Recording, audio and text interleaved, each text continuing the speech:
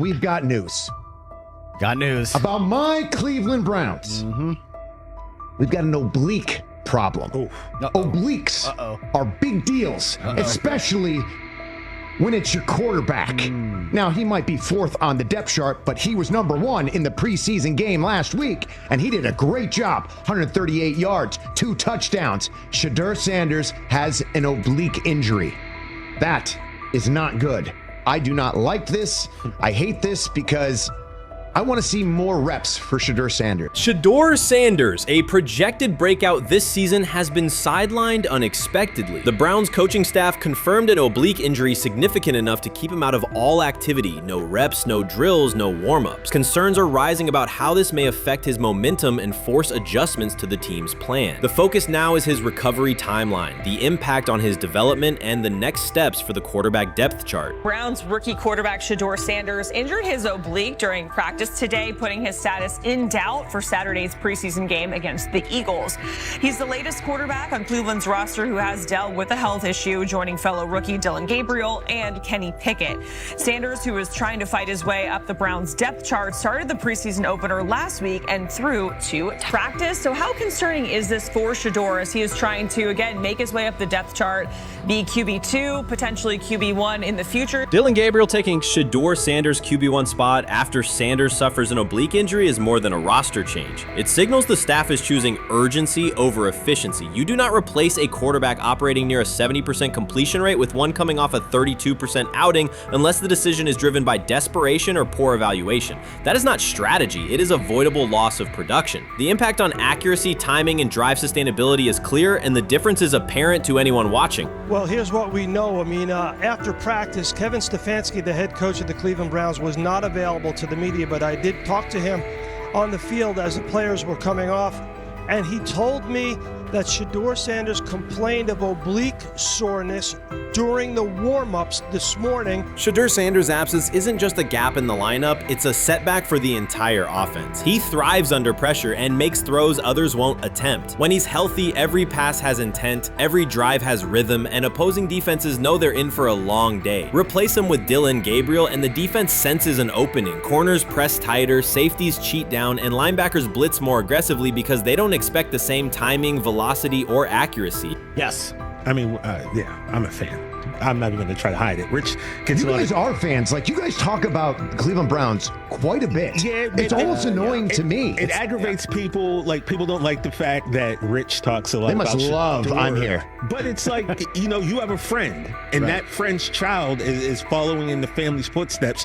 You want them to do well. I don't know why people have such an issue. I know Rich is supposed to be impartial, but it's kind of hard when you have that type of tie to it. But yeah, I'm rooting for Shedeur, man. And Dillon Gabriel's 32% completion rate isn't just poor, it's untenable at this level. A number that low needs no context. It means 2 misses for every completion. Weather, opponent, and play calls are secondary when efficiency is that limited. That output does not sustain drives or keep the full playbook viable, yet he is starting while Shedeur Sanders is sidelined. The contrast is clear. Sanders brings accuracy, timing, and command. Gabriel's recent performance reflects inconsistency and missed opportunities. Choosing Gabriel under these circumstances reduces offensive reliability and invites defensive pressure. It is a decision that sacrifices efficiency and field position. So it'll be interesting to see what happens with Dillon Gabriel, but to the Shedeur Sanders point, it is unfortunate because I thought he was gaining some momentum.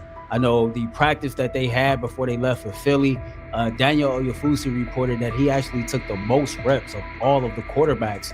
And that was the first time that had happened. It was the first time that he had went ahead of Dillon Gabriel, practicing with the twos, etc. So, like, coming off that stout performance against the Carolina Panthers, he was gaining momentum. If this were a clean evaluation, there would be no debate. Shedeur Sanders is the clear choice. He's accurate, composed, and consistent with a track record of high-level production. Dillon Gabriel remains a question mark, and not the kind that stresses defense. He's the kind that makes coaches consider leaning on the run to limit risk and protect field position. The reality is that injuries create openings for players who haven't earned them. Gabriel has stepped into QB1 while Sanders is out, but that reflects circumstance, not superiority. We don't know the severity of this oblique injury and whether it will even keep him out of Saturday's game against the Eagles.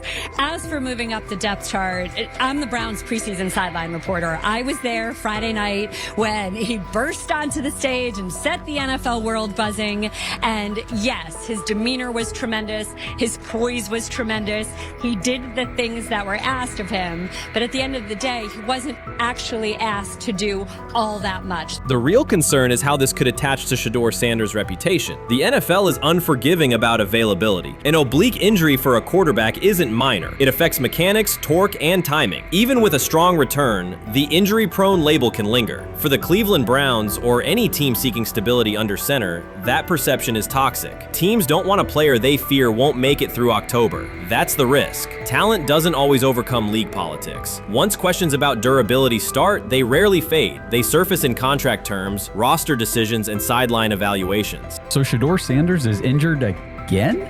If you were following along on social media today for the Browns' first joint practice in Philadelphia against the Eagles, wow, you were in for a tumultuous ride. I mean, all the reporters, both Browns and Eagles reporters, were pretty much flabbergasted at the fact that Shedeur Sanders was taking 0 team reps during the day, and even Tyler Huntley was getting team reps instead of Shedeur. And then it came out, obviously, you know, everybody's speculating. There's people calling for Kevin's jobs. And before I go any further, I don't blame anybody, ever. Meanwhile, Dillon Gabriel's numbers should be sidelining him, not elevating him. A 32% completion rate isn't a dip, it's a warning sign that points to issues with field vision, timing, and receiver cohesion.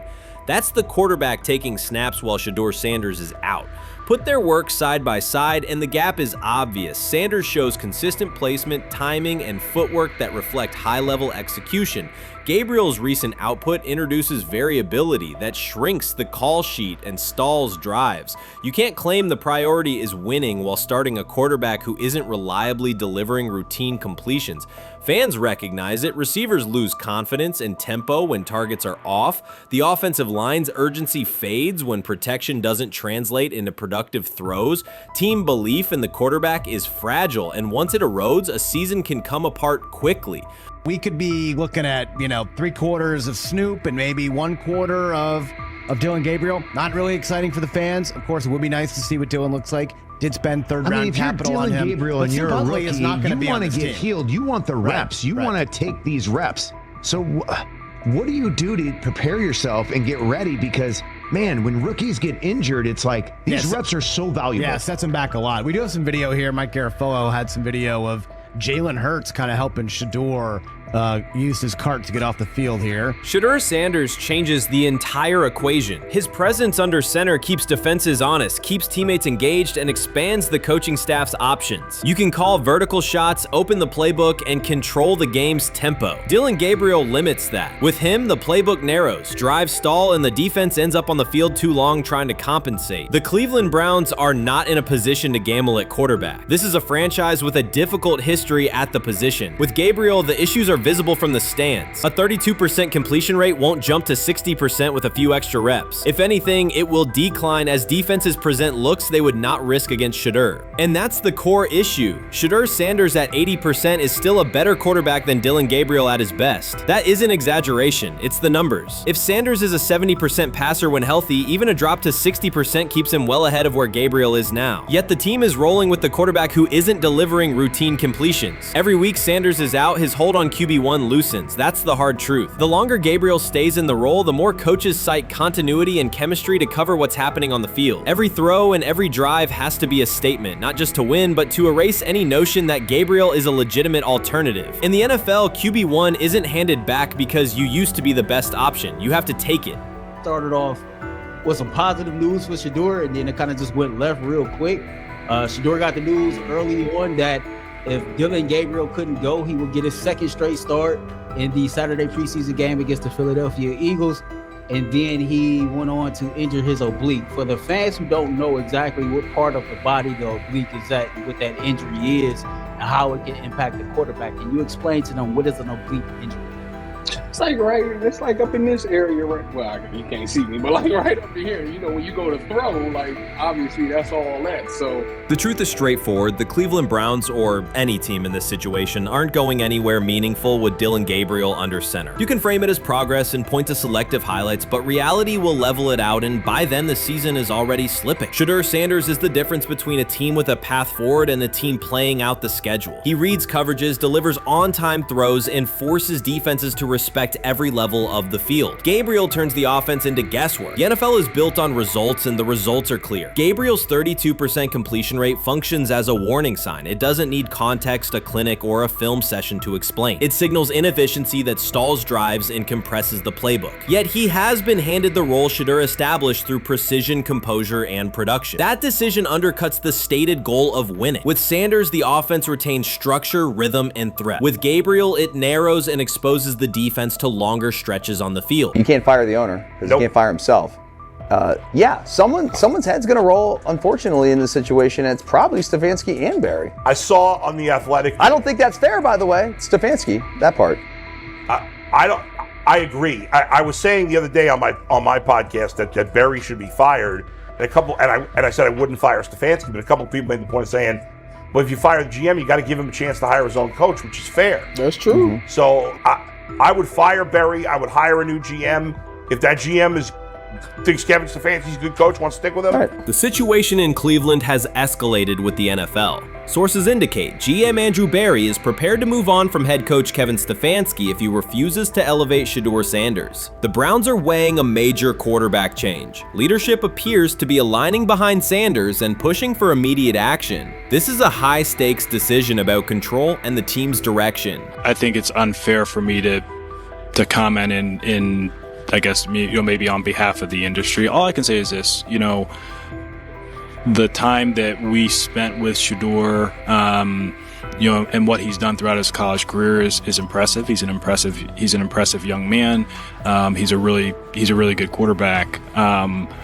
Sometimes, fit comes into play. And I'd also say this, there are 4 more rounds of the draft. And then maybe lastly, it's less about where you get picked and what you do after you get picked. That's really the most important thing.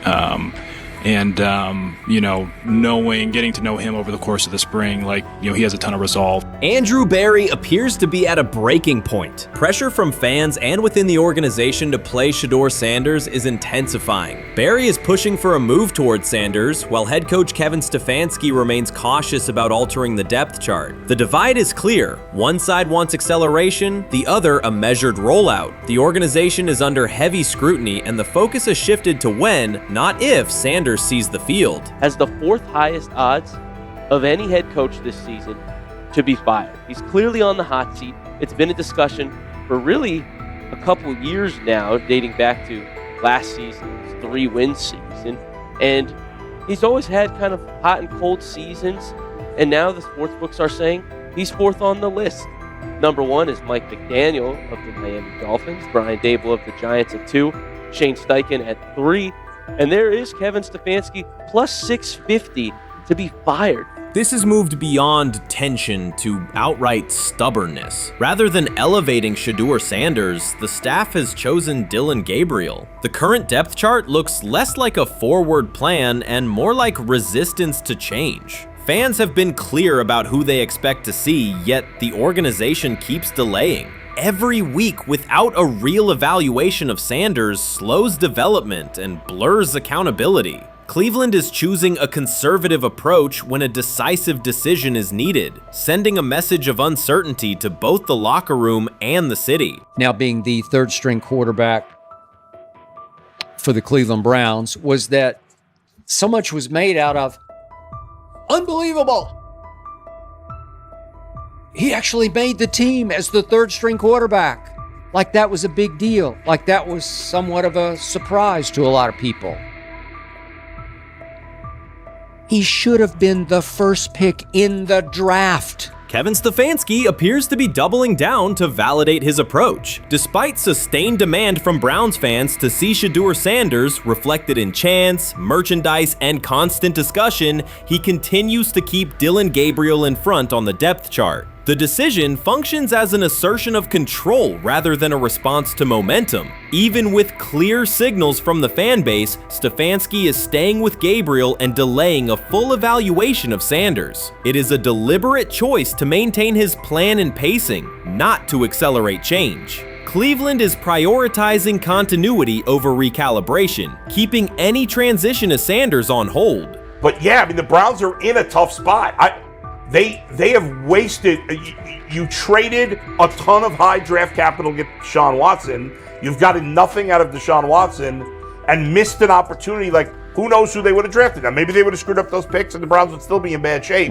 Andrew Berry is likely frustrated watching Dillon Gabriel default to conservative throws while the offense stalls. From a football perspective, this appears to be the hill Kevin Stefanski is choosing to stand on. Keeping Gabriel ahead of Shedeur Sanders has limited the unit's explosiveness and prevented a full evaluation of a higher ceiling option. Drives end quickly, field position flips, and momentum is lost while Sanders remains on the sideline. Fan patience is wearing thin. Each ineffective series intensifies criticism and shifts scrutiny toward the coaching staff's criteria for the depth chart. With every additional snap for Gabriel, the decision reads less like an open competition and more like rigid adherence to a plan that isn't producing results. The optics are clear. A dynamic quarterback sits while a cautious approach keeps the offense in neutral. If this continues, accountability questions will grow inside and outside the building. What performance benchmarks keep Gabriel ahead of Sanders? When will Sanders receive first-team reps in live situations to allow a fair comparison? The front office must decide whether to preserve continuity or pivot toward a timely assessment of Sanders. The longer the current approach stays in place, the more it signals stubbornness rather than adaptation, and the more pressure mounts to realign the plan with on-field output.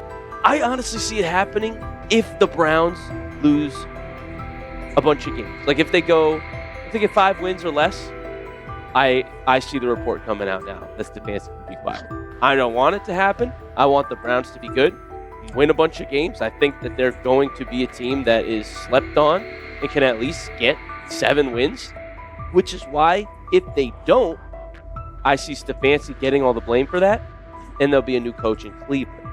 Because their players, to me, are there once again. We've talked about the incredible rookie class. The approach in Cleveland lacks consistency. One week, Andrew Berry signals he wants Shedeur Sanders on the field. The next, Dillon Gabriel gets the reps and the plan stays conservative. Through it all, Kevin Stefanski shows limited urgency despite pressure on his job security. Fans are asking for an offense that can push the ball, change field position, and produce points. Instead, the unit leans on short throws and cautious sequencing. Gabriel's play keeps the ceiling low and momentum static, while a full evaluation of Sanders is postponed. The result is growing frustration and a clear disconnect between the front office, coaching staff, and expectations in the stadium. The NFL tried to teach him and his father a lesson. You don't act like that. You don't talk like that before a draft. We'll show you how our game is played.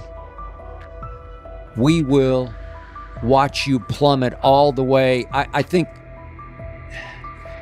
he would have gone undrafted except for that owner in Cleveland. And he is the key to everything because he is something of an against-the-grain maverick owner. He's kind of a wannabe Jerry. Fan speculation is growing. Some believe Kevin Stefanski lacks confidence in Shedeur Sanders. Others think he's prioritizing Dillon Gabriel for reasons unrelated to performance. A more extreme view claims Stefanski is manipulating outcomes to secure a buyout. Whatever the motive, the risk is clear. This approach is straining his relationship with GM Andrew Berry and alienating the fan base. Pressure is rising, Berry's patience is running out, and supporters have shifted from requests to demands. If the current plan continues, calls for a change in quarterback and accountability will intensify.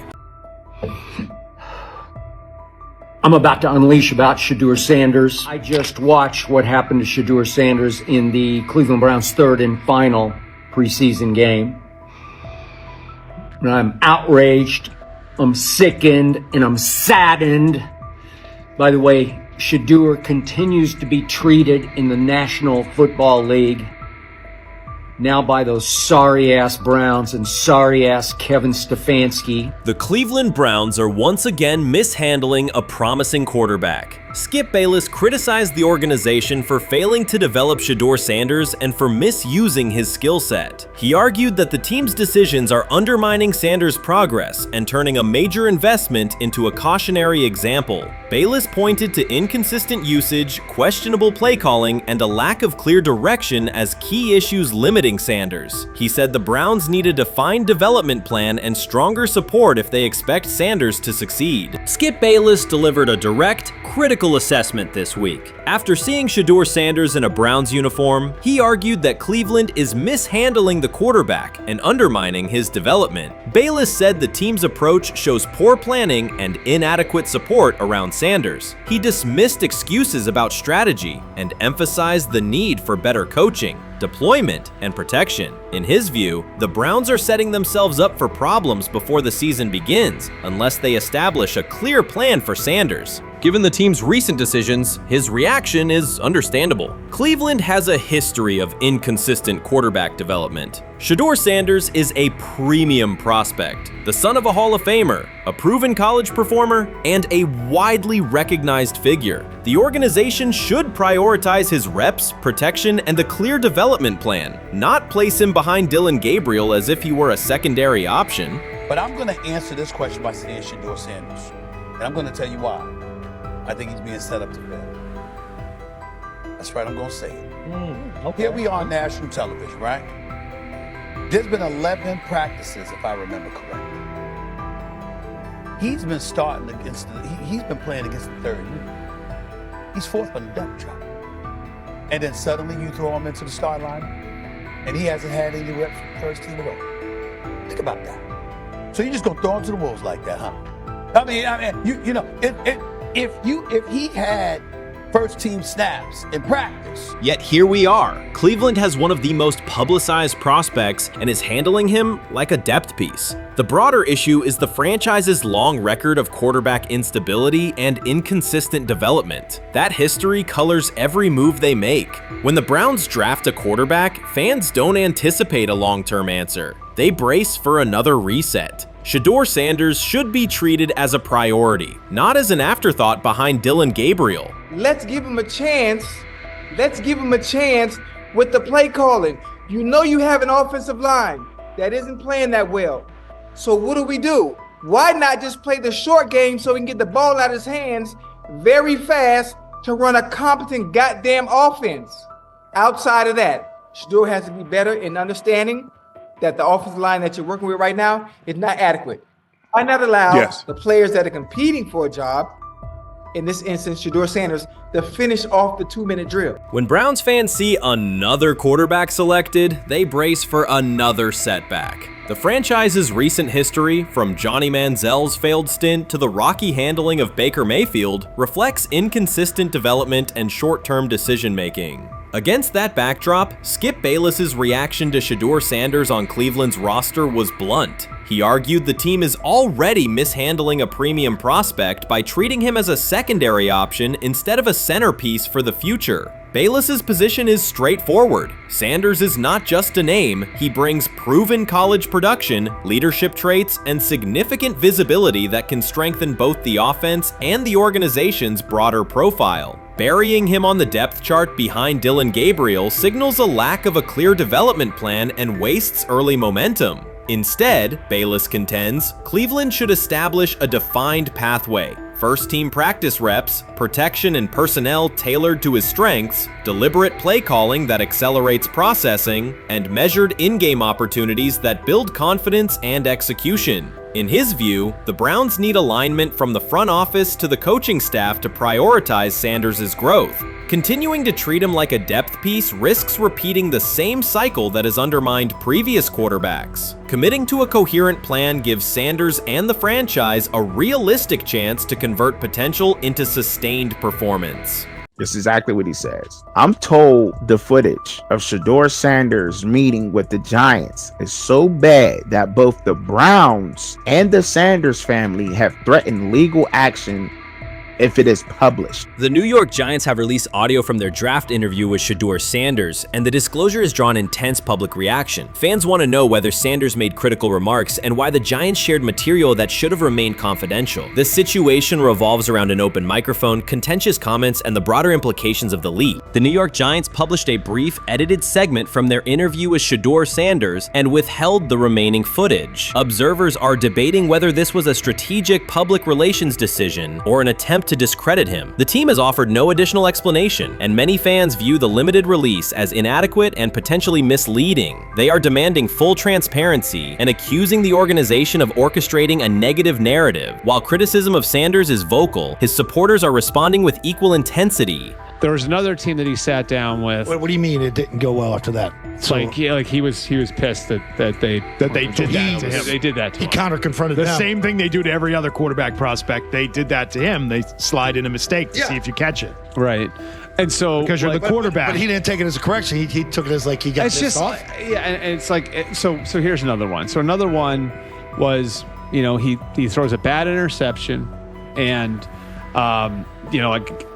it was a deep throw early in the game, and he comes back and they go in the meeting, they show the interception. The Giants have released only a brief excerpt of the interview and are refusing to share the rest. Their decision has drawn criticism across TikTok, X, and Facebook, where many see it as a poorly handled public relations move. Fans are calling for the full recording to be published so the situation can be judged in its entirety. The GM is on film that the son, they asked the son last draft, yo, who you think I should pick? His son like, yo, you need to get the Jaden Daniels, big.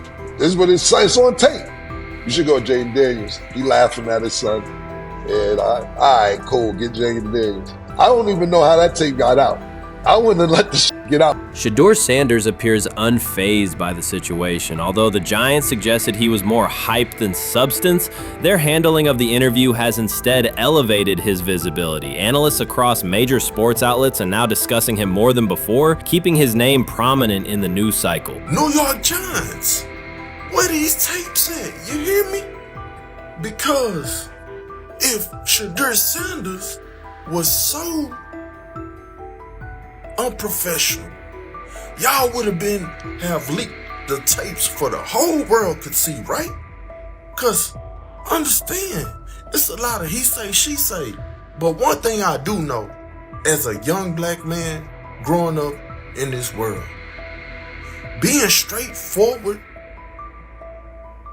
and not sugarcoating anything. The Giants' PR team appears to reject Sanders' family connection outright, a decision many view as unprofessional and lacking nuance. Internal discussions seem to have dismissed quarterbacks with prominent relatives as poor fits for the organization, revealing limited awareness of public perception. The response was swift. A single edited clip ignited widespread debate on social media, with fans asking why essential segments were held back and what the team might be hiding. Critics argue that if the full interview contains nothing damaging, the club should release it in its entirety. Online discussion intensified immediately and continues to gain momentum. What they do during the film and the combine and the meetings is teams will install mistakes intentionally planted in the install, and they want you to catch them. Shedeur didn't, and when a coach called him out, once again, it didn't sit well.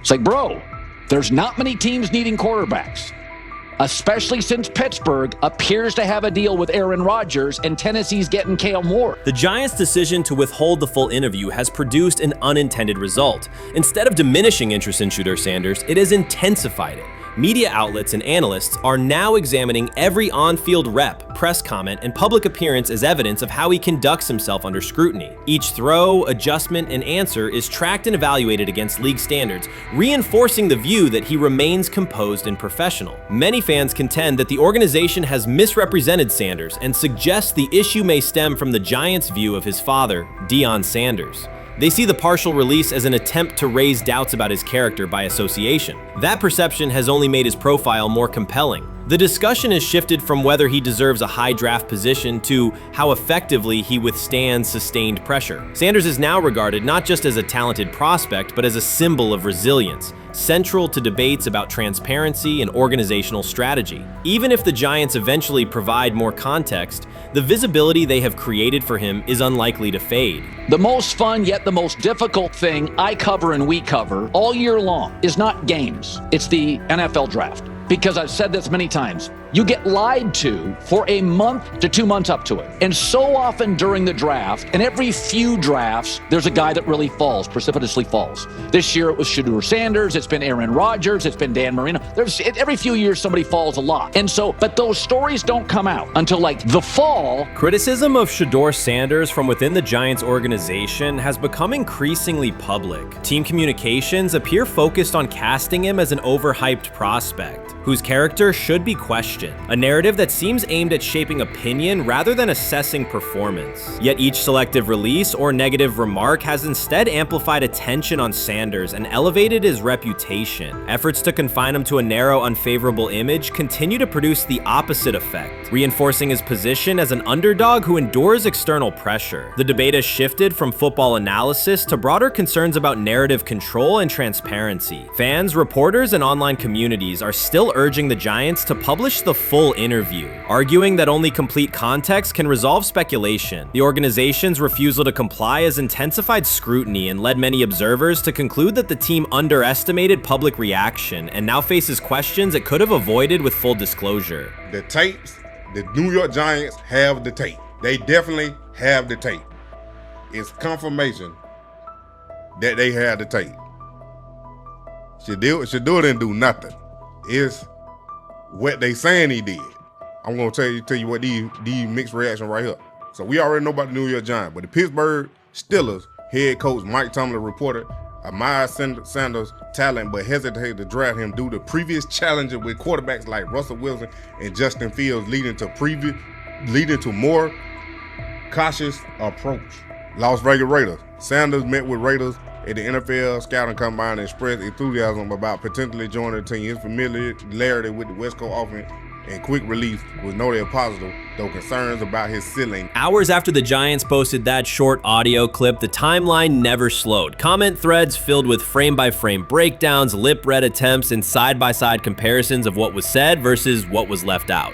Reporters called league contacts. No one could explain why a franchise would stir this level of curiosity only to seal the vault. Each refusal sharpened focus on Shedeur Sanders, turning routine throws into national talking points. Analysts kept circling back to the same note. His cadence at the line looks unchanged, steady against the noise. Hashtags demanding the full interview, trend drop, and trend again.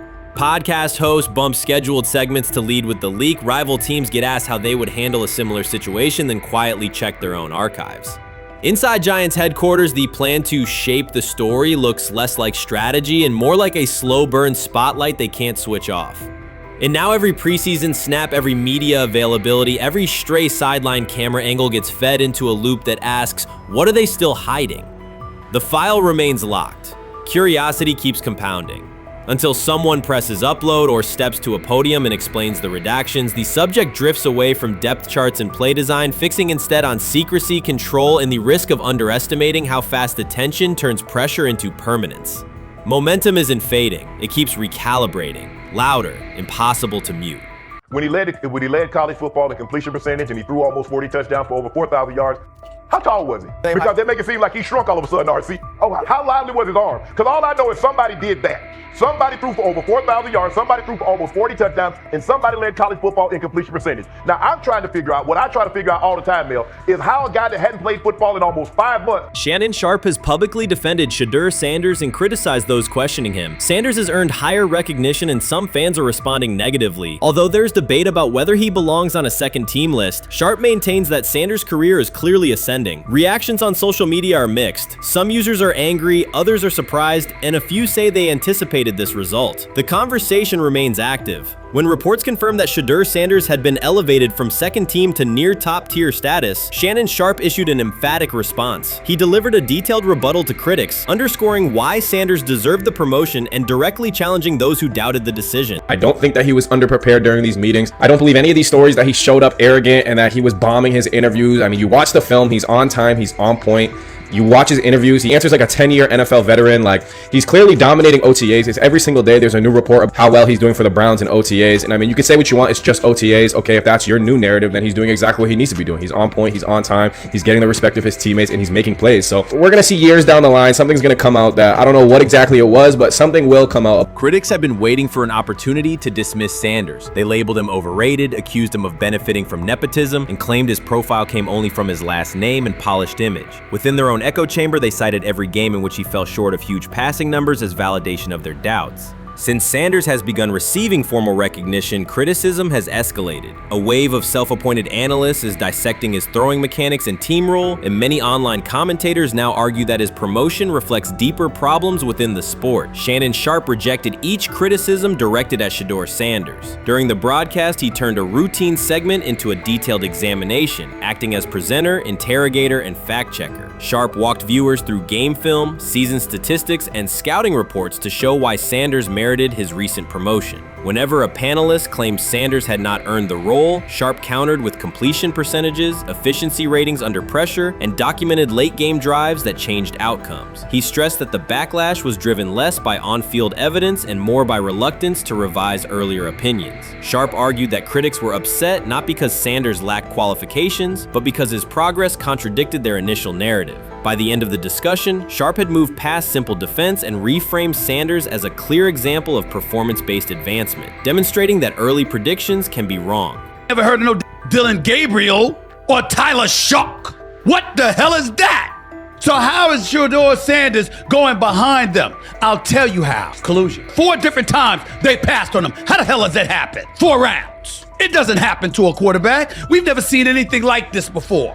Shedeur Sanders with the watch. Shedeur Sanders with his bravado. Shedeur Sanders with this supposed arrogance or whatever. Shedeur Sanders' advancement did not happen by chance. While detractors questioned his resume online, he continued to prepare, attend every practice, and deliver accurate throws under pressure. The contrast between his output and the complaints directed at him has been stark. Some critics even argued the selection committee was, quote, biased toward performance, as if rewarding strong play were improper. Rumors quickly followed. Certain commentators speculated that a public relations push from the Sanders family must have influenced voters, suggesting everything from coordinated media strategies to alleged favors for coaches. None of these theories addresses the basic point. Sanders earned his promotion through consistent production, poise in the pocket, precise ball placement, and efficient decision-making. Shannon Sharpe highlighted these facts during his response. He noted that Sanders' performance metrics justify the recognition and emphasize that resistance to the move stems more from prior prejudice than from substantive evaluation. For Sharpe, the goal was clear: present the data, challenge unfounded claims, and correct the narrative. The discussion, therefore, became a broader statement about acknowledging merit and abandoning outdated assumptions. Colin Cowherd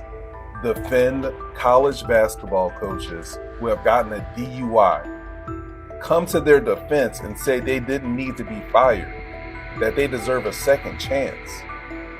But Shedeur Sanders drives 40 miles over the speed limit, gets a one-on-one ticket, and Colin Cowherd comes on his show today and says he's out on Shedeur Sanders. He's seen enough. He can't support him anymore. He can't be in the Shedeur Sanders camp because of the speeding ticket. Shannon Sharpe addressed commentators who portray constant doubt as expertise. Those who discount strong performances with "we'll see," but declare bust after a single mistake. He noted their belief that progress only counts if an athlete visibly struggles. Sharpe's response was methodical rather than emotional. He presented evidence, cited statistics, and calmly refuted each claim. Following his remarks, several critics began revising or deleting earlier posts, recasting themselves as longtime supporters of Shedeur Sanders despite having questioned questioned him for months. Sharp insists on accountability, naming specific individuals and dates while requesting public acknowledgement of prior errors. He argues that analysts cannot spend months undermining a player's potential and then quietly adopt a supportive stance once the athlete succeeds. These are serious, big-time, top-of-the-line playmakers that they have. If you can go 45 to 42 in the fourth quarter because your quarterback set the school record with 510 yards passing. He was flawless. Shedeur is big-time. I didn't know for sure, will it translate to the next level of competition? Yes.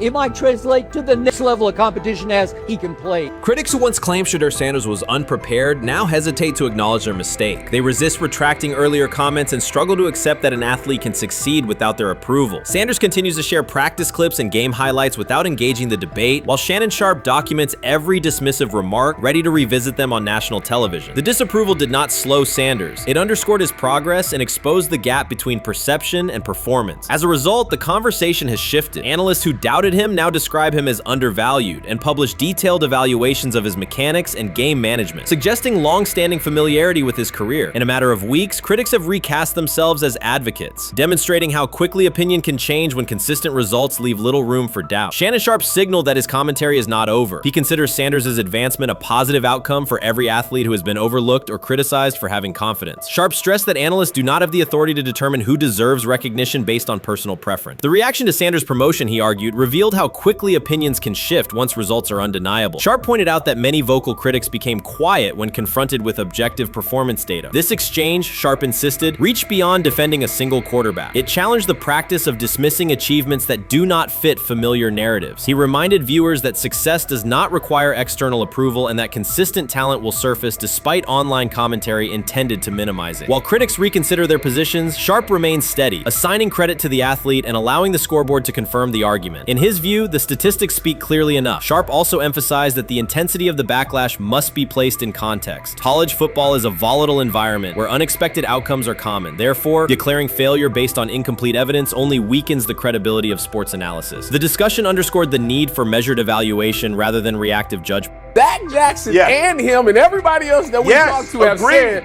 that Shedeur looks good. He looks really good. He looks better. And we got Zach that say Dylan Gabriel ain't even an NFL quarterback. It's true. So how is it that this man can't get a rep with the ones, but that non-NFL quarterback can? We all what agree with sense that. does that make? Some observers now claim that recognizing Shedeur Sanders' strong performance undermines football's traditional standards, even though they previously argued he received coverage only because of his father. Faced with Sanders' current statistics, those critics are searching for explanations that fit their earlier narrative. The data have always been clear. Their earlier objections ignored that fact. Shannon Sharpe is openly highlighting this reversal, comparing past negative remarks with Sanders' recent 400-yard games to demonstrate the gap between criticism and evidence. Sharpe did not force these commentators to backtrack. He simply displayed their earlier claims alongside Sanders' results, allowing the contrast to speak for itself. So the Shedeur Sanders, I want to talk about this. So here's a prime example. Shedeur Sanders, they had 3-day mini camp for the Cleveland Browns. And now Jimmy Haslam actually has some money. The Bengals owners and the Rooneys are near the bottom of the league in net worth. But what the Browns have is what I would call the Buffalo Bills used to have this years ago, pre-Josh Allen. What are Browns veterans saying about Shedeur Sanders behind closed doors? According to internal discussions, the feedback goes beyond casual praise. Several veterans describe his performance as franchise level. Private locker room conversations compare his command of the offense to established starters. And one senior assistant reportedly called him Sunday ready after a single walkthrough. The consensus is that front office staff and coaches have taken serious notice. Inside the Browns facility, informal conversations circulate among players and coaches. These remarks carry significant weight in personnel evaluations and often influence practice rotations. When veterans speak this strongly, the message typically reaches decision makers quickly, especially during roster planning. In short, the internal perception of Sanders is already affecting how the staff views the current quarterback depth chart. Browns vets kind of weigh in on Shedeur Sanders and how he's been since he arrived in Cleveland, in Pound Town.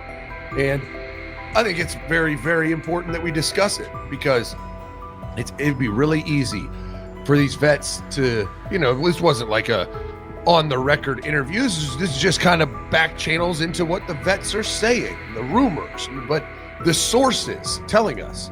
And we have a couple quotes. But Shedeur Sanders, Cleveland Browns. It seems like it's going well. And it's almost like you don't want to talk about it. At the center of the growing internal buzz is Shedeur Sanders, the rookie who entered Berea with late-round expectations but is being discussed privately as a potential long-term starter. This is not a routine camp tale about an extra arm taking practice snaps. Sanders has seasoned teammates, players with playoff mileage, quietly reassessing his ceiling. Observers who overlook these conversations risk missing one of Cleveland's most deliberate personnel moves in years. Sanders is not on the roster because of his surname. The Browns reviewed their quarterback depth, weighed costs, and chose a controlled, development-oriented option they believe can stabilize the position. His presence is already changing practice dynamics. Veterans notice his pocket awareness, adjust routes to his timing, and acknowledge that he processes coverage at an advanced level for a first-year player. Leadership patterns in the huddle feel different. Sanders delivers with precision and composure that challenge defenders to reevaluate their calls. The strategic upside is clear. A 4-year rookie contract offers cap flexibility while other franchises cycle through expensive stopgaps. Coaches and front office staff view Sanders as a calculated investment, not a publicity experiment. Outside chatter still focuses on Joe Flacco's age or Kenny Pickett's development. Inside the facility, however, veterans pause film sessions to dissect Sanders' ball placement and progression speed. Position coaches highlight clips where he works through reads decisively and delivers on time, traits rarely attributed to rookies. Sanders' confidence is measured rather than theatrical. He moves as though the NFL tempo is familiar, and that calm spreads across the roster. Experienced defenders are rechecking the depth chart and asking if the quarterback competition is tighter than publicly acknowledged.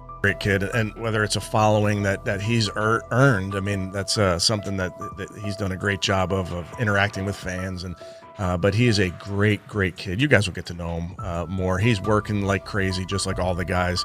He's another young man. These rookies, my office is downstairs. As they got to walk by my office as they come in. They come in early.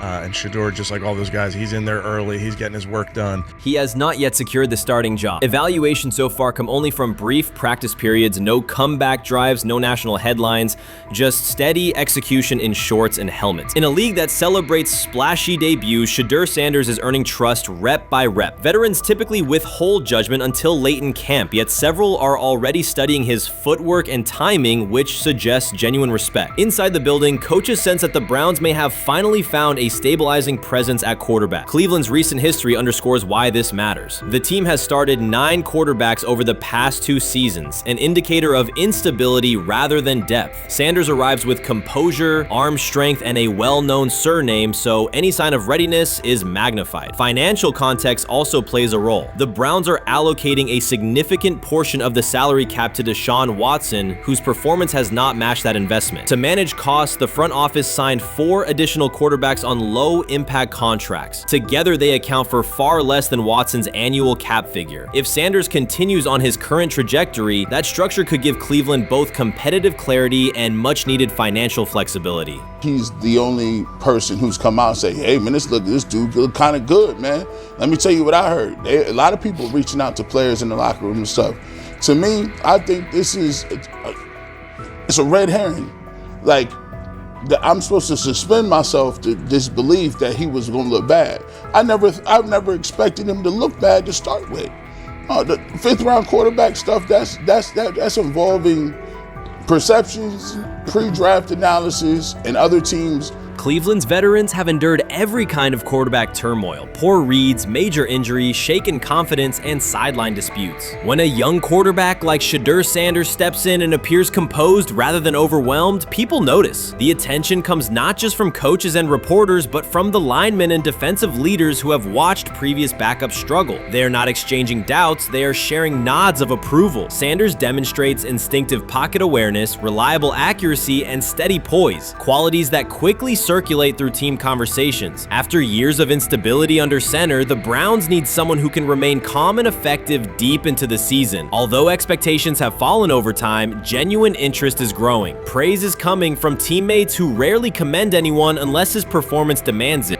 Honestly, guys notice it more when you're out winning games, right? If Cleveland starts off in a bad start, they're not doing well, and all of a sudden Shedeur or Dillon Gabriel are doing well in 7-on-7. They're throwing dimes. And practice drills, the number 1 defense can't stop them. People take notice of that. And the more that the players see it, then the the comments start happening over the lunch table. They start happening throughout the building, and that's when the pressure really will get severe. The Cleveland Browns were focused on resolving their quarterback situation until Jason Kelce made pointed comments that triggered a strong reaction from ownership. The response inside the organization was immediate and intense. What exactly did Kelce say that has the dog pound on edge and the front office under pressure? We've seen that miserable game by the Cleveland Browns. So they throw Joe Flacco in there, and I like Joe Flacco. He did good, but they gave him the resource of all the first team guys. Then they throw Dylan Gabriel in there with first teams and second teams. So Dylan always is getting protected. The same thing again, they gave this scrub max protection on every play. Yeah, he completed some passes, but let's talk about his mistakes. He's still inconsistent with his throws, but he at least had max protection. The Cleveland Browns continue to be defined by inconsistency and avoidable setbacks. Even as fans hoped the organization had turned a corner, Jason Kelce, fresh off retirement, offered a direct critique that reignited doubts about the team's direction. His remarks implied the franchise's structure and decision-making remain unstable and recent progress may not hold. The takeaway for leadership is straightforward. Identify core issues, align on a coherent plan, and execute with discipline. For supporters, it's another sign that the problems run deeper than a single season. They throw Shedeur Sanders in there with the lowest cab drivers you couldn't even get on 5th Street. And I'm pissed off, bro, because the play calling was abysmal. Look, even if you don't like Shedeur didn't even get a chance to be trash.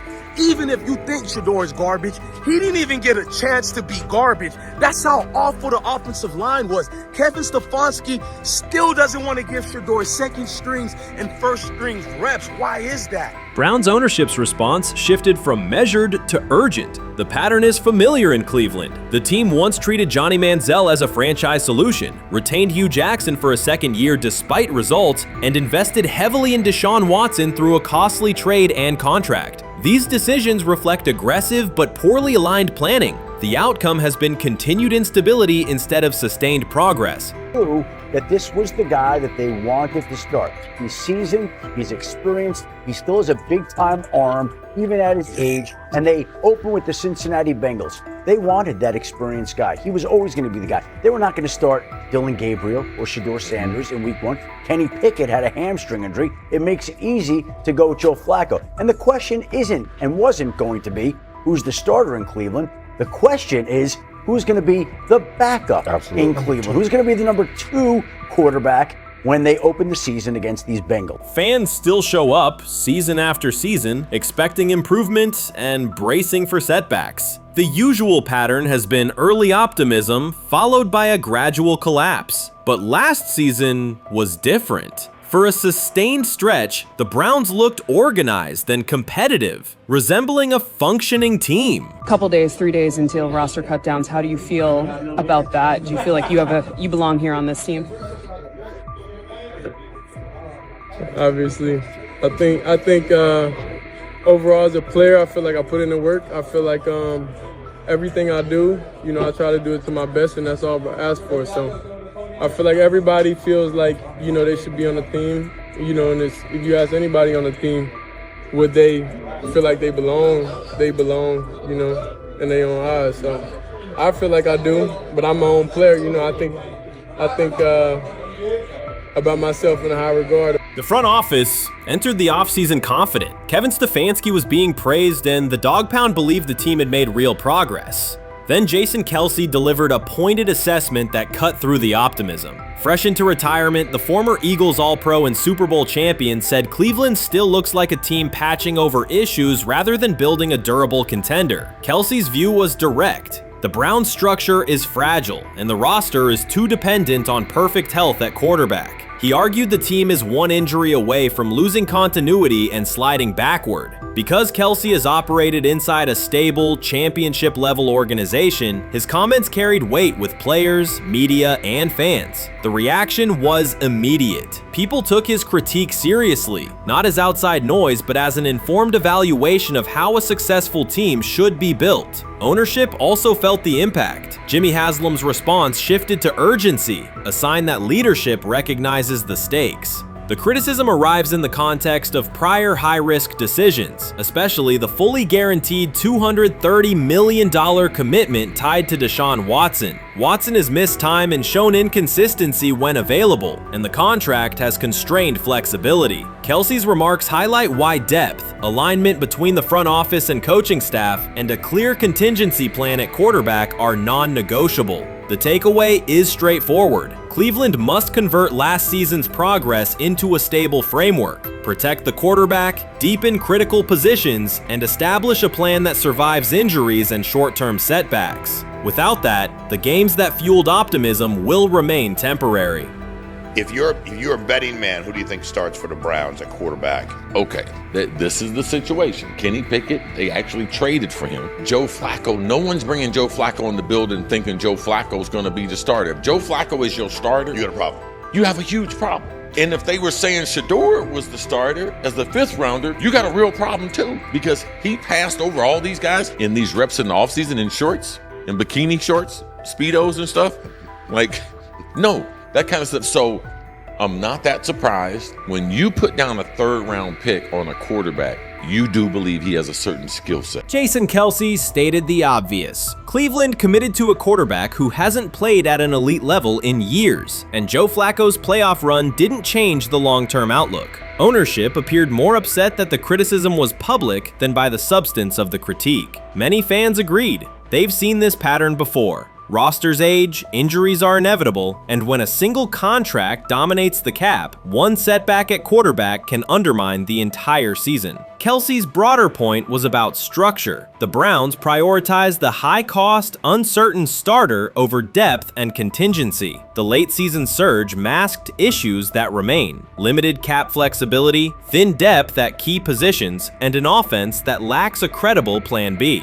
Fans recognize how quickly a strong defense can decline with injuries, and how an offense without redundancy stalls. The AFC North raises the stakes. Baltimore with Lamar Jackson sustains a top standard. Cincinnati with Joe Burrow returns to contention when healthy. Pittsburgh rarely slips below .500 under Mike Tomlin and wins with defense and consistency. In that environment, Cleveland can't rely on perfect health or peak form from one player. The path forward is clear. Diversify cap allocation, reinforce the offensive line and receiver depth, carry a legitimate backup plan at quarterback, and install a scheme that functions regardless of who is under center. Given what we saw yesterday with Shedeur Sanders, somebody on the Cleveland Browns is 100% getting fired, probably by the end of this year. The person who's probably going to end up getting fired is Kevin Stefanski, because I know that he didn't want Shedeur Sanders on the team. It was Andrew Berry who made that pick. You can't really go against your GM. Bad things happen in this situation. But Shedeur Sanders is not without fault for what we saw yesterday. This is the play that we saw yesterday that has the internet just exploding, where Shedeur Sanders took like a 24-yard sack. Half of the internet is saying that this is all Kevin Stefanski's fault. Cleveland showed progress last season, but the underlying concerns remain. Jason Kelce highlighted them directly. The Browns' long-term plan is fragile, cap-constrained, and overly dependent on perfect health at quarterback. His comments focused attention on structural issues, roster depth, continuity in coaching, and a sustainable offensive approach, rather than a single hot streak. That criticism resonated because it reflected what many around the league already see. Ownership's reaction underscored the sensitivity. Jimmy Haslam has presided over frequent coaching and quarterback changes, and external scrutiny carries weight when it comes from a respected veteran with championship experience. Kelsey's remarks reinforce that last year's Joe Flacco stretch was a short-term solution, not a foundation. The team still needs a durable plan that can withstand injuries and inconsistency. The practical takeaway is clear: stabilize the system, diversify cap usage, and build depth at key positions so the offense functions regardless of who is under center. That includes a coherent development pathway for younger talent such as Shedeur Sanders, with defined practice reps, protection, and scheme alignment. Kelce didn't say anything outrageous. He articulated the gap between a brief surge and a credible long-term contender. Have the faith of a mustard seed. Right, because this is the greatest resurrection since Jesus the Christ. Right, like at some point, Joe Flacco was thinking about getting into TV. Yeah. Right, Joe Flacco didn't have a job, and then now you not only come back and start for the Cleveland Browns late in the 2023 season, but they came back around to you. You're now the day one starter for a franchise that just 2 years ago was in the playoffs. The Browns' quarterback situation remains unsettled. Deshaun Watson was expected to be the long-term answer, but injuries and inconsistent play have prevented him from reaching an elite level. When the team turned to Joe Flacco after Watson's season deteriorated, Flacco immediately lifted the offense and produced results that highlighted the gap between expectations and reality. That a 39-year-old late addition could outperform a $230 million starter was not just a short-term surprise, it raised fundamental questions about roster construction and evaluation. Quarterback depth has been fragile, and the late season surge masked broader structural problems. Jason Kelce's remarks made that clear. Cleveland is vulnerable if the starter is unavailable, cap flexibility is limited, and the offensive plan lacks a stable contingency. His critique drew attention to leadership and planning as much as on-field performance. Jimmy Haslam's strong reaction reflects the pressure on ownership. The organization has promoted a message of stability and progress, but Kelce's assessment suggested those gains are not yet durable. The path forward requires a realistic approach to the cap, a credible backup plan at quarterback, and a system that holds up regardless of personnel. I view things as I got time. I got time to be able to grow and mature, and be able to understand the ins and outs of the defenses and be able to get the good insight from the vets in the room. So I look at it as, a plus. And whenever, it's time for me to play. Shedeur Sanders rolled into Browns camp and instantly made the whole practice feel like a recess pickup game. NFL vets suddenly looked like they'd forgotten the playbook and were just trying to keep up. With that being said, I see some balls coming out of Shedeur Sanders at that camp, and I'm like, kind of looks like a guy. Yeah, I'm ready. He can sling it. Ready to I see him, some of the veterans, how they talk to him, mic'd up, see what he's doing in the community. Talking about Njoku there? Njoku, Mike Napier. Once you see, different little interactions and things like that, I know he has the talent. We'll see. It'll be a competition that usually brings the best out of guys, especially young guys. So I'm interested to see how that quarterback situation. Right after Shedeur Sanders tightened his cleats and the Browns settled in for what they figured was a routine camp day, the whole vibe tilted sideways. No blazing comet, no UFO touching down at midfield, just a swagger-charged quarterback striding in like he'd crashed the wrong league and thought, yeah, I'll stick around and run this show. The Browns had no clue what storm was rolling in. You'd expect an NFL team to do a quick scout, maybe pull up a highlight reel or two, but nope. They greeted Shedeur with a shrug, only to watch him seize the field on snap one and run the whole operation like a seasoned pro. First and foremost, he's been the best quarterback in camp. Now look, Joe Flacco ain't had many opportunities. There was a whole day I saw he didn't throw the ball at all. Here's my theory on the situation. They already know who's starting in the number 2 is. They already know. Joe Flacco and Shedeur Sanders is already locked up. You're missing the boat, people. You're missing the boat.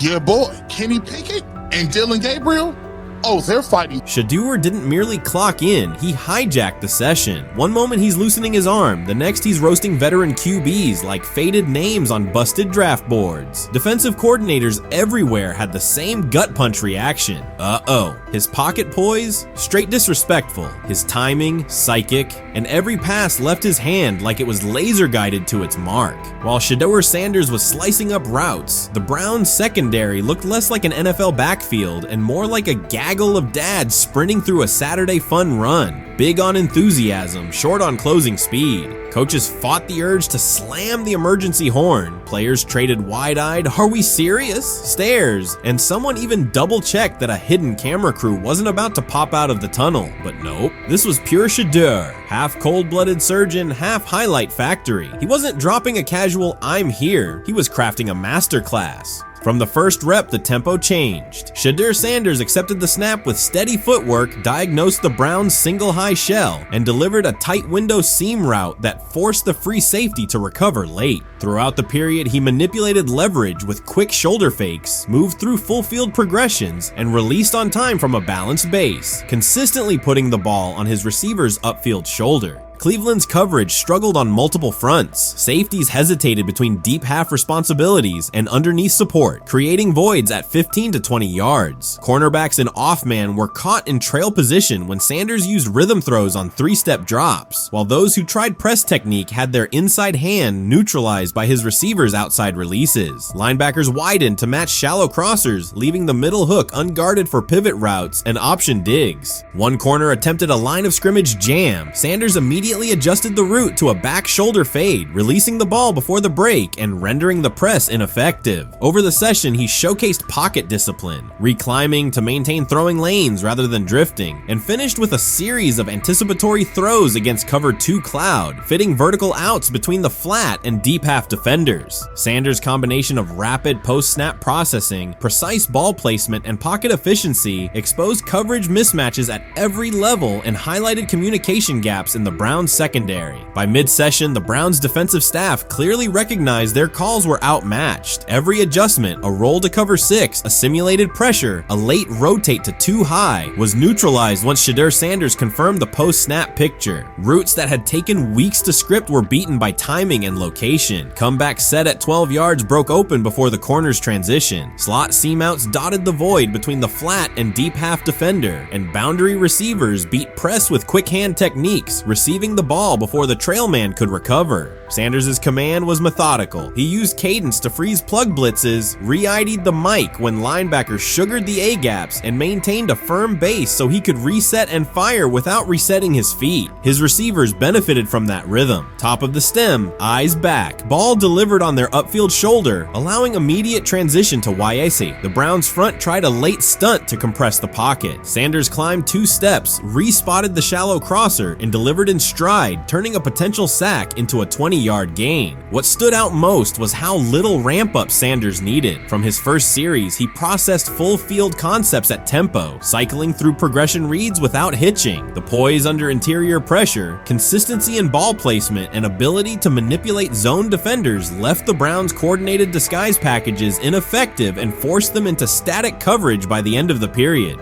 In short, Sanders' efficient mechanics, rapid processing, and anticipatory accuracy rendered Cleveland's defensive game plan ineffective at every level, from pre-snap disguise to post-snap spacing. Imagine there's many people that think Dylan Gabriel's a better quarterback than Shedeur Sanders. I don't care where they were drafted. If the Browns are the one team that thinks that, then I'm going to suspect it's not true. They don't know what listen, they're I've doing. been on every quarterback evaluation for 30 years. Right. I never root against anybody. Yeah. But I'd be surprised if Dylan Gabriel's ever a legitimate starting quarterback for the Cleveland Browns. I'd be surprised. I just don't think. Well, then it is a wasted pick because you took him in the top 100. Yeah, but potentially. Yeah.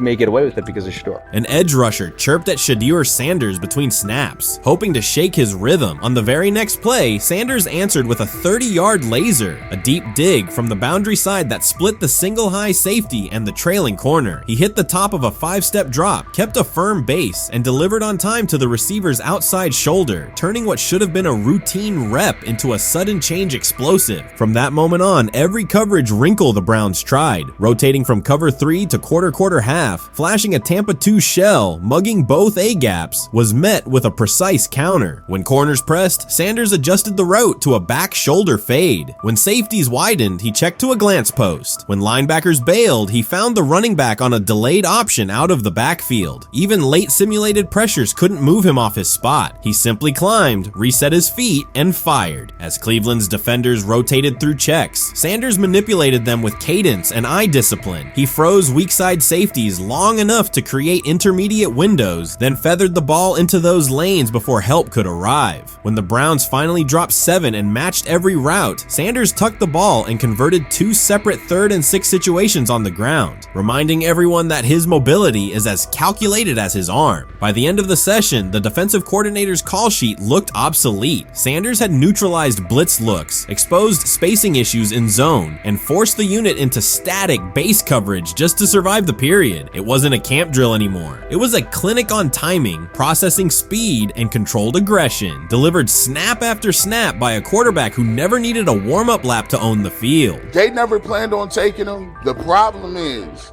like Ocho Cinco said, you got somebody that has endeared himself to the locker room.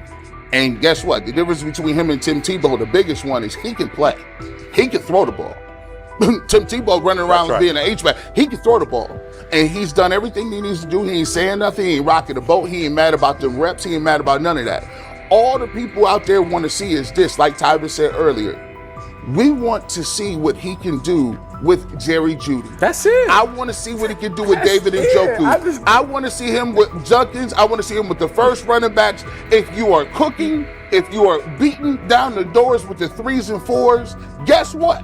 You deserve more. From the first team period on, Cleveland's secondary looked a step slow. A deep third safety hesitated on a post-snap rotation, leaving Shedeur Sanders free to climb the pocket and fire a 22-yard out that arrived before the defender could plant and drive. The supporting cast around him, players fighting for roster spots, not Pro Bowl invites, benefited from his command. Sanders used tempo to control the defensive front, altered protections at the line, and located throwing lanes so quickly that one receiver didn't register the catch until he crossed the goal line. As the Browns tried new personnel groups, coverage busts multiplied. Starters slipped out for hamstring stretches while rookies rotated in, only to find the ball arriving on their blind side before they'd completed a midpoint squeeze. On a later 3rd and long, Cleveland finally closed the interior rush lanes, compressing the pocket with 3 defenders. Sanders pivoted through the traffic, stepped into a narrow escape window, and, without resetting his shoulders, whipped a no-look pass to the boundary curl for a fresh set of downs. The throw turned a potential sack into an explosive play and left the coaching staff scrambling for answers. The people who are fascinated by Shedeur for whatever reason, whether it's his play, I guess, last year was kind of fun. If you're just like a guy who grew up like loving Deion Sanders and passed that love on down to your kids, I can see why you're like that. The one thing I will give them is you're looking at this quarterback room. If you're a fan of Shedeur and say, why can't he go beat Dylan Gabriel or Joe Flacco or Kenny Pickett? So I do understand that part of it, right? Because why not? Why couldn't he be a Brown starter in October or November? That looks like a quarterback room where everyone will get a chance to start. He lied to us all when he said that this was going to be an open competition, a 4-man open competition when it comes to the QB situation up there in Cleveland, in which, from the looks of it, all we've seen it be was a 3-man race. The only people that has been getting reps in with the first team or with the veterans are Joe Flacco, Kenny Pickett, and Dylan Gabriel. We've never seen my boy Shedeur Sanders get a chance to get in. Even with him doing the things that he has been doing up there, he has yet to get in with the... Shedeur Sanders was caught off guard by Coach Kevin Stefanski's recent remarks, which have sparked talk of bringing in another starting quarterback. Commentators are debating whether Stefanski's comments reflect eroding confidence in Sanders or a brief lapse in judgment, but the rookie now faces intensified scrutiny over his role. The Browns, we got an analyst that says that Shedeur Sanders should have some kind of a ban? Banishment of some kind? Come again? Say what? For what? And we've got, this would be more troubling. If I'm a Browns fan, and this is where we're going to start, potential dissension in the ranks of the front office and the coach. And over what? Quarterback. When a program's headline quarterback suddenly becomes the subject of sideline murmurs and quiet searches for replacements, the situation is unmistakable. It's a breach of trust. Shedeur Sanders, the passer who put Colorado back in national conversations with his production and profile, has just received a clear message that his job security is in question. Coach Kevin, the assistant previously considered to be in Sanders' corner, made remarks that ignited speculation about changing quarterbacks. Fans, analysts, and even Deion Sanders are now reassessing the team's unity and its true plan for the position. The comment was no accident. It was a deliberate signal that the staff may soon elevate a backup. For perspective, Shedeur Sanders did not step into ideal conditions last season. He was sacked so often that Colorado could have dedicated a locker to every opposing edge rusher who reached him. Could I possibly go to bat for Kevin Stefanski as a great head coach? No, I couldn't. Could you go at bat against him, saying he's a horrible head coach? No, I can't. I think that's why we fall in the middle. I think that's why in a lot of these discussions, and that's why a lot of the rankings, you see him right now in that 15 to 20 range, somewhere in that middle pack of NFL head coaches. I've said earlier, Kevin Stefanski has already been given more head coaches than any coach I've ever seen in Cleveland. Starting with the decision to move on from Baker and him clearly still having another level to get to in Tampa. Last season, Shedeur Sanders often had to operate behind an offensive line that provided minimal protection, yet he still delivered precise throws and critical drives. At times, he seemed to be carrying a struggling roster almost on his own. Despite the constant pressure, he never complained, never threatened to transfer, and never acted entitled. He remained with Colorado because he trusted the program, trusted his father, and believed in the team's larger mission. That loyalty is why Coach Kevin Stefanski's recent statement that the quarterback competition is wide open struck so sharply. The remark implies that Sanders' starting role is insecure, as though the player who absorbed countless hits while holding the offense together is simply another name competing with walk-ons and first-year athletes who are still learning the cadence. This goes beyond ordinary coach language about fostering competition. It introduces genuine uncertainty about the staff's confidence in Sanders and invites speculation that Colorado is actively assessing outside options through the transfer portal. By characterizing the position as vacant, Stefanski has planted seeds of doubt that could quickly evolve into rumors and undermine the stability of the locker room. I'm sorry, but when it comes to quarterback, I'm gonna defer to my head coach, generally speaking, especially one with Stefanski's track record and how he's viewed across the league. So this is interesting because it tells you Kevin Stefanski's not a Shedeur Sanders guy. And it also tells us who made these picks. Exactly. The Cleveland Browns made a rather awkward decision in the NFL draft, opting to take quarterback Dillon Gabriel in the 3rd round well before he was expected to fly off the board. Then 2 rounds later, the Browns took fellow quarterback Shedeur Sanders. So what exactly is going on? Discussion has begun about whether Colorado is actively evaluating another quarterback and preparing for life after Shedeur Sanders. Analysts are debating whether Coach Kevin's move is calculated strategy or a misstep that jeopardizes team stability. Sanders remains a top NFL prospect, Deion Sanders' son, and the program's public face. His highlights dominate social media and his jerseys outsell the team's victories. Yet he is once again being asked to reaffirm his position. The issue is more than routine roster management. It intersects with the family dynamics that shape the program. By portraying the quarterback job as open, Coach Kevin signals to both Shedeur and Deion that the staff is willing to move on despite Sanders' stature. For Shedeur, sitting through film sessions while hearing talk of potential replacements adds an unwelcome layer of uncertainty to an otherwise proven resume.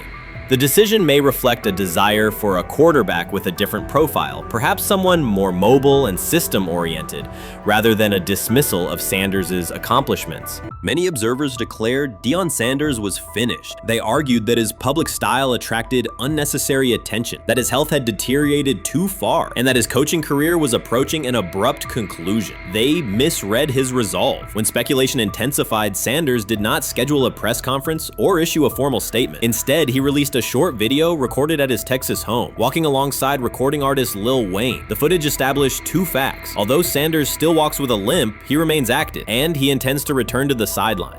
Reports from USA Today and ESPN confirm that Sanders had temporarily left Colorado to recover from a significant, undisclosed medical condition. He lost 14 pounds and missed several summer practices, leading to widespread debate about his future. Unofficial sources suggested complications related to previous blood clot issues, but no official diagnosis was provided. Throughout Sanders' absence, numerous media outlets framed his situation in crisis language, frequently questioning whether he would coach again. By comparison, when coaches such as Lincoln Riley paused their duties for health or family reasons, coverage emphasized understanding and patience, an imbalance that reflects a common difference in how high-profile black coaches are treated. Sanders' silence was not a retreat, it was a period of recovery. During rehabilitation, he relied on family, faith, and trusted colleagues, yet stayed connected to his program through brief online updates. The video with Lil Wayne demonstrated that he retained strong support from influential friends, countering narratives that portrayed him as isolated or on the verge of retirement. The visual evidence showed that his setback is temporary, and that he remains determined to lead Colorado into the forthcoming season. Since accepting the Colorado position, Sanders has dramatically elevated the program's national standing. He first drew national attention to Jackson State and the broader HBCU football landscape, then moved to Boulder and transformed a one-win team into a central storyline in college athletics. His approach, combining hip-hop culture, direct communication, and open expressions of faith, has challenged conventional expectations for head coach behavior. Each step forward has been met with heightened scrutiny. His time at Jackson State was labeled a publicity stunt, his departure for Colorado was framed as abandoning HBCU culture, and his social media presence has been cast as distraction from traditional coaching responsibility. Critics often magnify Sanders' missteps and question his motives, while comparable actions by other coaches receive neutral or sympathetic coverage. Showings of enthusiasm from Brett Favre and disciplinary intensity from Nick Saban are celebrated as competitive passion, yet Sanders' displays of confidence are frequently labeled arrogance. The discrepancy illustrates deeper biases rather than differences in performance. Sanders' success challenges entrenched expectations of how a college football leader should look, speak, and act, especially a black coach who refuses to downplay his identity. During his convalescence, Sanders maintained close communication with his staff and athletes, reinforcing the standards he had established: discipline, accountability, and belief. The program's daily messaging continued to emphasize preparation and resilience, signaling that Sanders' influence persists even when he is away from campus. Athletes echoed his mantras during workouts, confirming that his leadership extends beyond physical presence. Sanders acknowledges the seriousness of his medical challenge, but has refused to let it define him. He has publicly discussed leaning on scripture and prayer, explaining that his purpose as a mentor, father, and coach extends beyond personal adversity. In that context, the video of him walking in the Texas sun was less a strategic media effort than a straightforward demonstration of continued commitment to his team and mission. Colorado still requires Sanders' vision. Prior to his arrival, attendance was low, national media attention was minimal, and recruiting momentum had stalled. Sanders' leadership brought renewed energy, authentic identity, and higher standards of accountability. Players who previously lacked representation in college football leadership found a coach who shares, affirms, and elevates their cultural background. Sanders supplements conventional coaching priorities, scheme, fundamentals, and execution with empowerment initiatives that cultivate self-confidence and authenticity. As preseason camp approaches, Sanders intends to resume full involvement, even if medical recovery remains ongoing. His presence is expected to restore on-site leadership, stabilize the locker room, and direct media coverage toward on-field progress. For Sanders, the objective extends beyond compiling wins. It includes completing a cultural transformation that expands how success and leadership are defined in modern college football. Those who predict his decline overlook the underlying traits, faith, perseverance, and purpose that have supported Sanders throughout his career. Doubts, rumors, and disproportionate scrutiny have followed him from playing days into coaching, and he has consistently responded with results. His current health setback is another obstacle, not a conclusion. The broader initiative he leads, centered on authenticity, opportunity, and high standards, continues. When Sanders returns to the sideline, it will mark the next stage of a movement he has guided from Jackson State to Boulder. The recent period of quiet has been strategic rather than passive. Instead of defending himself in daily briefings, Sanders focused on rehabilitation, remote program oversight, and family support. Each brief social media message reinforced a consistent theme: faith and preparation. He has articulated gratitude for medical professionals and has reiterated that his mission at Colorado is unfinished. His public references to scripture have been direct but measured, aligning with his long-standing practice of integrating faith into leadership. By walking through his ranch with Lil Wayne, Sanders signaled continuity. The clip underscored that influential supporters remain engaged, that Sanders' broader network values his vision, and that he remains capable of navigating physical challenges. The visible limp was not evidence of imminent retirement. Rather, it documented the reality of ongoing recovery and the resilience with which he approaches each obstacle. Colorado's athletic administration and football staff continue to affirm Sanders' program direction. Recruitment communications cite his established record in fostering cultural relevance and national exposure. Prospective athletes respond to a coach who presents a transparent path to development, both on and off the field. Current players refer to Sanders' coaching points with clarity, citing specific drills and expectations that remain unchanged during his absence. These indicators demonstrate that the core structure structures Sanders implemented are functioning, and that his return will be an amplification, not a restart. Criticism regarding Sanders' public persona often conflates media style with coaching substance. Analysis from opponents suggests that social media engagement dilutes football preparation, yet Sanders' staffs emphasize time management and delegation. Defensive and offensive coordinators handle in-game adjustments, while Sanders directs overall culture, recruitment, and leadership. He has articulated that visibility serves to amplify program accomplishments and enhance player opportunities, not replace strategic football planning. Some commentary has attempted to reframe Sanders' health issue as evidence that his coaching model is unsustainable. The argument ignores the documented health challenges faced by numerous coaches across levels of competition. For example, college coaches recovering from heart procedures or joint replacements have returned to successful seasons after appropriate medical clearance. Sanders' case follows a comparable trajectory. Medical complications require temporary separation, structured rehabilitation is prioritized, and a managed return is planned. Institutional medical protocols at Colorado dictate clearance requirements. Sanders will meet those before resuming full sideline duties. Colorado's players have expressed public confidence in Sanders' eventual return, citing regular virtual check-ins and continued accountability. Several athletes noted that positional meetings included recorded messages from Sanders reinforcing tactical goals and personal discipline. These details confirm that Sanders has remained actively engaged, albeit remotely, and that team culture remains aligned with his principles. Looking ahead, Colorado's schedule will attract national attention, both for on-field competitiveness and the storyline of Sanders' comeback. Analysts will evaluate how quickly he reestablishes day-to-day rhythm and whether his physical limitations influence practice oversight. Internal planning accommodates gradual escalation of responsibilities, with medical staff and strength and conditioning personnel contributing to phase reintegration.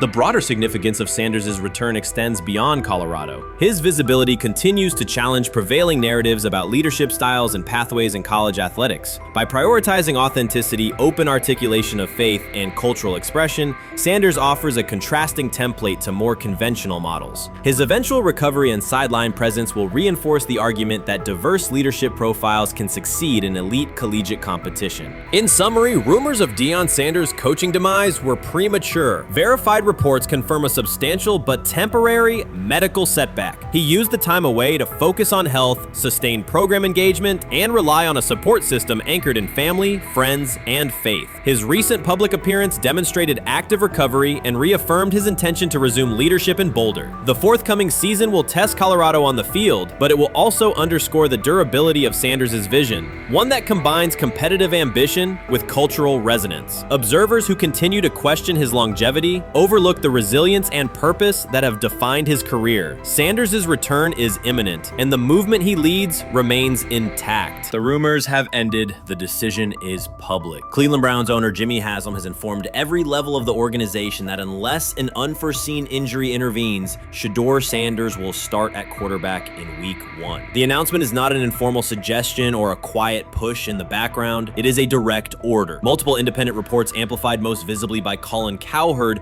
confirmed that Haslam delivered the directive himself. From the owner's viewpoint, the logic is simple. No one else on the roster offers the same combination of talent, leadership, and long-term upside. Joe Flacco is approaching the twilight of his career. Kenny Pickett has shown flashes but remains inconsistent. Dylan Gabriel, taken in the 3rd round, is a developmental project. By contrast, Haslam believes Sanders can alter the franchise's trajectory immediately, and he refuses to allow internal hesitation to stall that possibility. The standoff traces back to April. General manager Andrew Barry and head coach Kevin Stefanski entered the draft wanting a low-profile prospect who would fit quietly into the existing depth chart. They prioritized scheme familiarity, modest public attention, and a clear developmental timeline. When the board lined up, they reached for Gabriel in round 3, reasoning that an early investment would justify keeping a rookie on ice behind the veterans. But Sanders continued to slide, first through day 2, then deep into round 5. Haslam watched the names come off the board, convinced the league's bias against Deion Sanders' outspoken son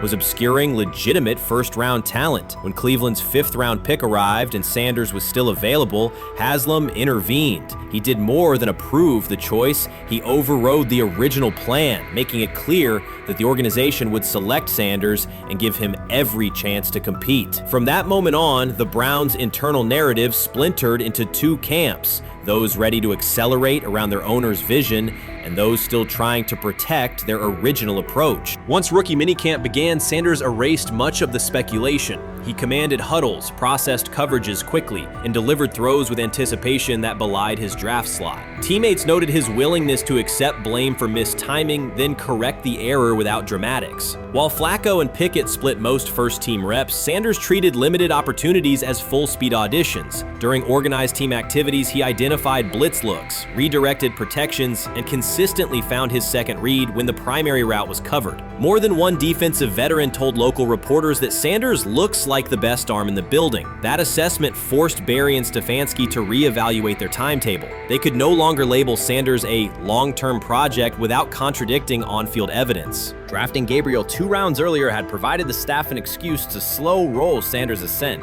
Coaches could point to investment cost, meeting room familiarity, and installation comfort to justify Gabriel's snap share. Yet each practice rep in which Sanders outperformed the third rounder weakened that shield. Behind closed doors, position coaches began requesting more Sanders film for cut-ups, and offensive assistants quietly shifted meeting questions toward concepts the rookie already executed well. By mid-June, Barry himself started describing Sanders not as a developmental asset, but as a competitive option. Those subtle linguistic changes signal the front office's recognition that the narrative had moved beyond their control. Haslam's history with quarterbacks is well documented. His pushes for Johnny Manziel, Baker Mayfield, and Deshaun Watson were high-visibility swings, each driven in part by a desire to generate excitement as well as wins. Critics highlight those choices to question his evaluation track record, yet Haslam perceives Sanders differently. Where Manziel carried off-field concerns, Sanders brings a reputation for professionalism. Where Mayfield's leadership style divided veterans, Sanders' approach has united receivers and linemen. Where Watson's trade involved unprecedented controversy, Sanders arrived at minimal draft cost. Haslam sees a rare chance to capture star potential without mortgaging the future, and he is unwilling to cede that upside to cautious pacing. Cleveland's supporters, weary of revolving door quarterbacks, have rallied around Sanders with unexpected speed. Sales of customized Sanders number 2 jerseys surged within days of rookie minicamp. Training camp ticket requests spiked once local media circulated videos of Sanders making NFL-caliber anticipation throws during 7-on-7 periods. The mood in Northeast Ohio has changed from tentative hope to active belief. Longtime season ticket holders who once shrugged at preseason storylines now debate Sanders' footwork at neighborhood barbecues. Social media engagement for Brown's content has climbed, driven by highlight compilations of the rookie threading seam passes between linebackers and safeties. All of this places Kevin Stefanski in a fragile position. If he opens week 1 with a veteran starter and the offense sputters, criticism will be swift. Each stalled drive will be interpreted as evidence that he ignored the owner's edict and the fan base's intuition. Conversely, if he names Sanders the starter solely under pressure, any early struggles could be framed as proof that Sanders was rushed, further exposing Stefanski to blame. The only sustainable solution is conviction. Either stand behind a veteran with clear strategic reasoning or embrace Sanders fully and structure the offense around his strengths. Splitting the difference, rotating series, delaying first-team reps, or using vague competition language will satisfy no one and likely jeopardize locker room clarity. Sanders' personal approach has reinforced Haslam's confidence. Instead of taking post-draft downtime, he traveled to Texas to train in full Browns gear at facilities near his father's home. The leaked clip of Sanders executing footwork drills in helmet and pads wasn't a marketing ploy. It was a glimpse into a quarterback visualizing Week 1 live. Team personnel who viewed the footage recognized purposeful rehearsal, cadence calls, pocket movement against simulated pressure, and follow-through adjustments based on imagined rush lanes. Observers asked why a rookie would conduct such intense solo sessions in May. The answer is straightforward. Sanders does not view himself as a developmental pick. He considers himself the starting quarterback of the Cleveland Browns and prepares accordingly. On pure ability, Sanders' arm strength ranks with the league average for starters. His accuracy to the intermediate middle, an area where the Browns' current scheme generates high-leverage completions, has drawn consistent praise from receivers. The primary areas still under review are blitz recognition and live bullets and timing on deep outbreaking routes versus press coverage. Those developmental checkpoints are significant, yet daily practice reps show acceleration. In contrast, Flacco's mobility limits the boot action game that Stefanski installed to help Mayfield early in his tenure. Pickett can extend plays, but struggles to attack tight windows between linebackers and safeties, an essential requirement in Cleveland schematics. Gabriel remains an unknown at NFL speed. Thus, the competitive landscape favors Sanders sooner than the coaching staff originally planned. The franchise now stands at an inflection point. Haslam's mandate, the locker room's growing support, and the fan base's enthusiasm all tilt towards Sanders. The front office's earlier strategy, anchored in patience and quiet development, development is increasingly untenable. Barry's shift in messaging indicates grudging alignment, but final authority over the depth chart rests with the coaching staff, unless ownership directly intervenes on game day decisions. A move rare but not unprecedented in the NFL. Should Stefanski align with the owner and name Sanders the starter before preseason concludes, he can claim proactive vision and tailor the offense through training camp. Should he resist and open with a veteran who falters, he risks rapid loss of credibility and possibly his position. Either path carries pressure, but only one aligns with the momentum sweeping through the building. For 2 decades, the Browns have cycled quarterbacks without securing a stable star. Each new hope, whether draft pick or trade acquisition, has collapsed under injuries, inconsistency, or organizational disarray. The possibility that Sanders could finally anchor the position is not merely a football storyline. It is a potential cultural reset for a fan base defined by resilience. Haslam's insistence reflects that awareness. Cleveland needs a leader who can win on Sundays and project confidence every other day of the week. Sanders has shown he can shoulder expectations without retreating from scrutiny. That trait, more than arm talent alone, is why the owner views him as indispensable. Voluntary workouts transition to mandatory minicamp next week. If Sanders receives a substantial share of first-team snaps, observers will interpret it as the staff's acknowledgement that the competition is tilting decisively.